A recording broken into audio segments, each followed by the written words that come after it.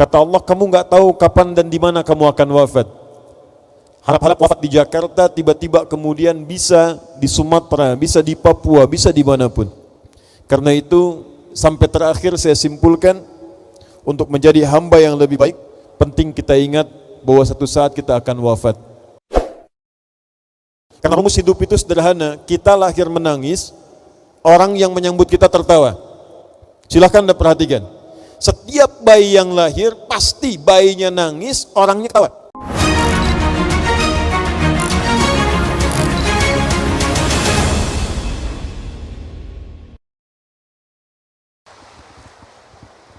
InsyaAllah. Bismillah. Assalamualaikum warahmatullahi wabarakatuh.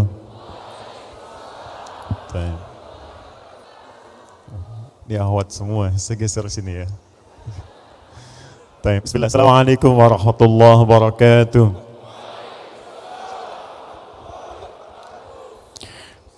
Alhamdulillahilladzi madahal muhajirin fil Qur'anil Karim. Wassalatu wassalamu ala rasulillahilladzi akha bainal muhajirin wal ansar. Thumma inna Allah subhanahu wa ta'ala wa'adahum bil jannati wa ajrin 'azimin. Fabushra lakum jami'an al-muhajirin al-hadirin fi hadzal makan al-karim. Musalliyan ala nabiyil karim sayyidina al-amin Muhammadin sallallahu alaihi wasallam wa ala alihi wa sahbihi wa ummatihi ila yaumiddin. Amma ba'd, fa ya ibadallah, usi nafsi wa iyyakum bitaqwallahi faqad fazal muttaqun, fala tamutunna illa wa antum muslimun. Teman-teman sekalian, saudara-saudariku, saya bermohon maaf sebelumnya. Sebetulnya saya sedang i'tikaf. Saya sedang berada di masjid dan saya tidak menerima ta'lim selama Ramadan ini. Saya sudah berniat di Ramadan ini untuk mengevaluasi diri saya sepenuhnya dan melihat kekurangan-kekurangan yang mungkin pernah dilakukan sampai dengan tiba saya hidup di detik saya berdiam di masjid. Saya ingat-ingat apa ceramah yang pernah saya sampaikan sampai detik itu, mana yang belum saya kerjakan, di kalimat mana kata-kata saya pernah berkenan atau tidak berkenan bagi orang lain, di bagian apa yang tidak komitmen untuk mengamalkan apa yang pernah disampaikan. Sampai pada satu titik saya membaca satu ayat dalam Al-Quran dan saya menemukan ayat itu berbicara tentang orang-orang yang sedang ingin berhijrah. Maka saya putuskan saya mesti berangkat untuk belajar, setidaknya menatap wajah-wajah antum, dan di situ saya ingin belajar bagaimana cara berhijrah yang lebih baik. Jadi saya datang ke sini bukan untuk mengisi, tapi saya ingin belajar dari Anda semua. Dan kita sama-sama melihat bagaimana jadi orang berhijrah lebih baik di hadapan Allah subhanahu wa ta'ala. Ini penting saya lakukan Rabu kemarin. Jadi ada perasaan gelisah luar biasa, bercampur rasa sedih. Saya tiba kemudian pengen ke Malaysia. Saya katakan pada teman-teman saya pengen berangkat ke Malaysia hari Rabu, posisi dari pagi. Kemudian setelah itu dicek ternyata bandara crowded.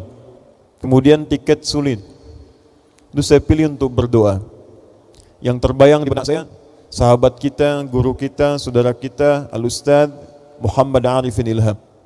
Lalu saya duduk berdoa, minta sambil alirkan air mata. Sampai kemudian kabar itu tiba dan beliau telah kembali kepada Allah subhanahu wa ta'ala. Cuman satu yang keduluin, beliau sudah siapkan tempat kuburnya, sudah siapkan kafannya, sementara saya masih mencari lahan gitu, di mana saya akan kemudian wafat. Dan tidak bisa saya petakan karena ketentuan untuk wafat di hadapan Allah Subhanahu wa taala. Quran surah 31 ayat 34. Innallaha 'indahu 'ilmus sa'ah wa yunazzilul ghaits wa ya'lamu ma fil arham wa ma tadri nafsum madza taksibu ghadan wa ma tadri nafsum bi ayyi ardin tamut. Kata Allah, kamu nggak tahu kapan dan di mana kamu akan wafat. Harap-harap wafat di Jakarta, tiba-tiba kemudian bisa di Sumatera, bisa di Papua, bisa dimanapun. Karena itu sampai terakhir saya simpulkan, untuk menjadi hamba yang lebih baik, penting kita ingat bahwa satu saat kita akan wafat. Kita akan pulang teman-teman sekalian. Dan ini waktu terbaik kita merenung di bulan Ramadan, bahwa kita mesti berubah untuk mencari bekal pulang kita ke hadapan Allah Subhanahu wa taala. Silahkan cek orang-orang baik yang wafat, siapa yang menyelamatkan mereka? Berapa banyak jumlah mereka? Siapa yang menangisi kepergian mereka? Karena rumus hidup itu sederhana, kita lahir menangis, orang yang menyambut kita tertawa. Silahkan Anda perhatikan, setiap bayi yang lahir pasti bayinya nangis, orangnya ketawa. Bapaknya ketawa, kakeknya ketawa, tetangganya tertawa, bayinya nangis. Di tangisan kita ditertawakan oleh orang. Dan itu harus kita balik. Saat kita pulang, kita tukar. Kita yang tertawa, mereka yang menangisi kepergian kita. Itu harus tertukar. Dan tidak sedikit orang-orang yang tidak mampu melakukan ini. Ada orang yang saat hidup dia menangis, ditertawakan orang, bahkan saat wafat pun diharapkan orang cepat wafat. Ini yang mesti kita rubah. Karena itu, di malam hari ini, waktu kita sangat terbatas, dan saya akan langsung kembali ke masjid, menangisi diri lagi, memperbaiki diri lagi, membebaskan diri hal-hal yang kurang baik.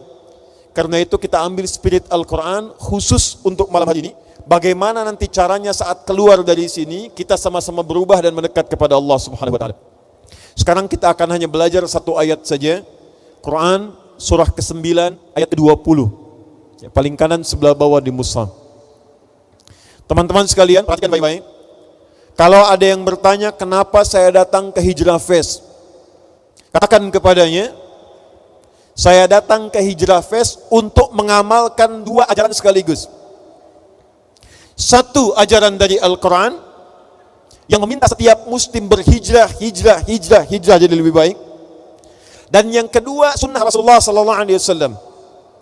Karena saat beliau hijrah ke Yathrib yang menjadi Al-Madinah Al-Munawwarah, yang pertama kali dilakukan oleh beliau mengumpulkan semua sahabat-sahabatnya, bahkan yang non-muslim sekaligus.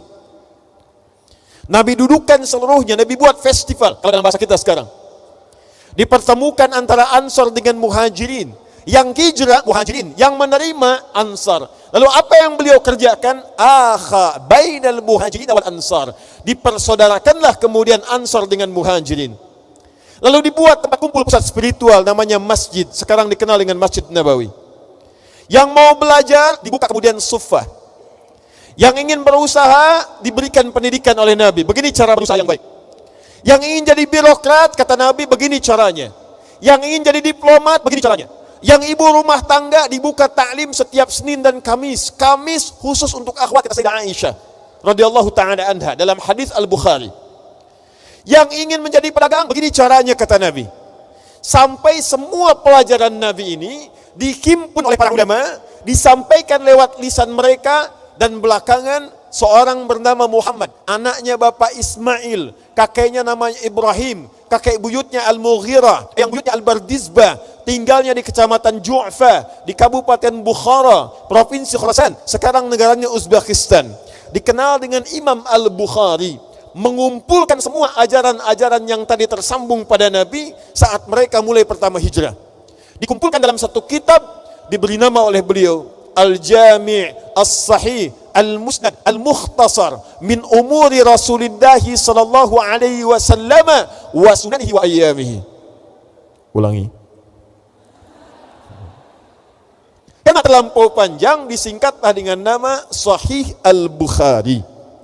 Apa itu Sahih Al-Bukhari? Perhatikan nama judul kitabnya. Nanti kalau teman-teman belajar kitab dengan ustaz-ustaz, kalau saya cuma mengulang dari guru-guru, ustaz-ustaz lain nanti yang menyampaikan. Setiap nama kitab itu ada maknanya. Jadi kalau teman-teman mengaji kitab, jangan langsung ke isinya, karena nama judulnya itu menunjukkan keutamaan isi dari yang dituliskan. Kata Imam Al-Bukhari, Al-Jami', kitab saya ini isinya komprehensif. Dalam ilmu hadis ada empat jenis kitab paling utama. 1 Jami', 2 Sunan, 3 Musnad, 4 Mu'jam. Anda ingin belajar tentang fikih, cari kitab Sunan. Anda ingin tahu siapa yang meriwayatkan hadis Sayyidah Aisyah, berapa hadisnya, sehingga para akhwat bisa belajar kepada Sayyidah Aisyah. Abu Bakar As-Siddiq, berapa hadisnya? Ibnu Umar, berapa hadisnya? Cari kitab Musnad.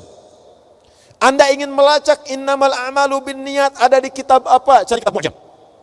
Tapi kalau Anda ingin cari judul yang umum, saya pengen jadi pengusaha yang sukses ala Nabi, saya pengen jadi dokter yang Qur'ani, Saya pengen jadi birokrat yang dapat petunjuk Nabi. Saya pengen jadi A, B, C sampai ibu rumah tangga yang Qurani, bapak yang nabawi. Maka cari kitab yang namanya Jami'. Kata Imam Al-Bukhari, di kitab saya ini terkumpul ajaran-ajaran Nabi SAW secara umum. Maka dibuat oleh beliau 97 pembahasan. Bagi Anda yang ingin menguatkan iman, Ustaz, iman saya sering naik turun seperti lift. Kadang kalau kurang kuat, naik, jangan salat fardu. Tahajud sunnah kerjakan, rawatib kerjakan. Sebelum tiba salat sudah siap-siap, naik. Tapi kalau sedang malas, jangankan sunnah, fardu terlambat, subuh terlambat, zuhur terlambat, isya terlambat. Cita-cita ke surga pengen cepat.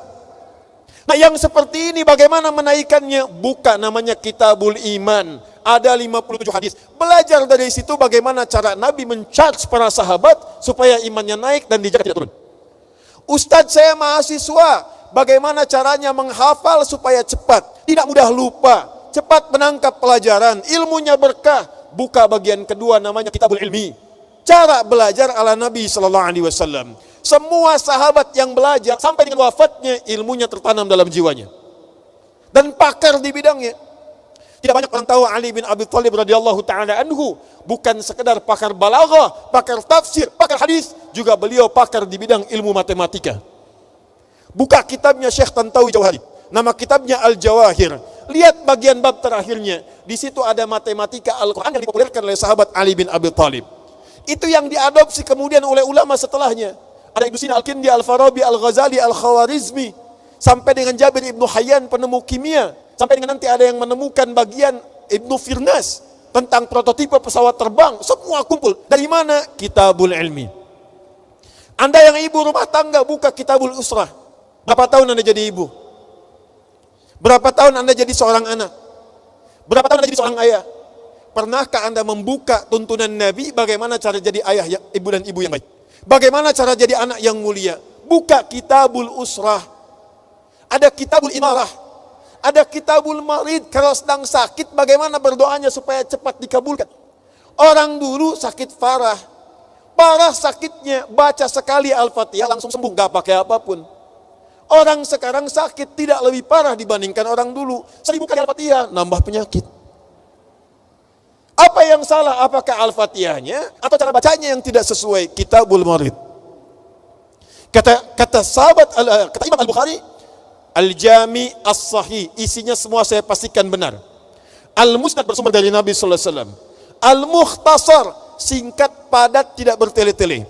Min umuri Rasulillah sallallahu alaihi wasallam wa sunanihi wa ayyamihi. Kata Imam Al-Bukhari, semua kitab saya isinya kegiatan Nabi dalam 24 jam secara umum bisa kita jalani dalam kehidupan. Jadi yang saya maksudkan, kalau sekarang kita kumpul ingin berhijrah, kita keluarkan manhaj Nabi-nya. Junjungan kita sallallahu alaihi wasallam. Ayo, siapa di antara teman-teman yang pengusaha, yang pedagang?